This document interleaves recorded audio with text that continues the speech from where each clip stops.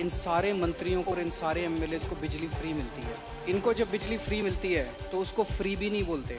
और जब जनता को इनको 4-4 हज़ार यूनिट बिजली फ्री मिलती है महीने की, और मैं जनता को 200 यूनिट फ्री बिजली देता हूं, तो इनको सबको तकलीफ होती है। क्यों? अगर इन मंत्रियों को जो फैसिलिटी मिलती है मैं अपनी जनता को देना चाहता हूं, तो इनको क्यों तकलीफ होती है? इन सारे मंत्रियों को और एमएलएज और एमपीज का सारा इलाज का खर्चा फ्री है। कोई बीमार हो जाए इनके घर का सारा फ्री है। तो अगर मैंने अपने दिल्ली के लोगों का इलाज फ्री कर दिया तो इनको क्यों तकलीफ होती है? जो जो चीज़ें इन मंत्रियों को और इन संतरियों को मिलती है मैं अपने लोगों को देना चाहता हूँ। एक समय था जब मैंने सुना था कि राजनीति के अंदर एक समय था जब फ्री बांटते थे, और फ्री बांटने का पैसा कहाँ से आता था? सरकार लोन लेती थी और लोन लेके उस पैसे से फ्री बांटते थे। That is not good economics.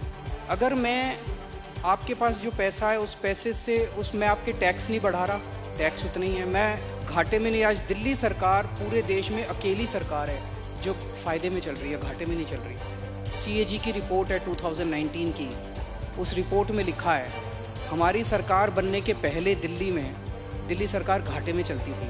हमारी सरकार बनने से तब से लेके आज तक दिल्ली सरकार अकेली सरकार है पूरे देश के अंदर जो फ़ायदे में चल रही है। मैं सरकार फ़ायदे में चला रहा हूँ, मैं कोई नया टैक्स नहीं लगा रहा, मैं कोई लोन नहीं ले रहा। अगर मैंने करप्शन ख़त्म करके पैसा बचा के लोगों को अगर सुविधाएं दे दी तो क्या बुरी बात की? तो दिस इज़ गुड इकोनॉमिक्स।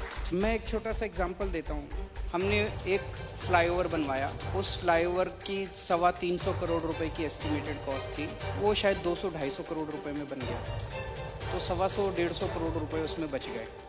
तो अगर मैंने फ्लाईओवर बचा के लोगों का इलाज फ्री कर दिया तो क्या बुराई है? मैंने सुना था कि एक मुख्यमंत्री हैं शायद गुजरात के, उन्होंने अपने लिए एक जहाज़ खरीदा 190 करोड़ रुपए का।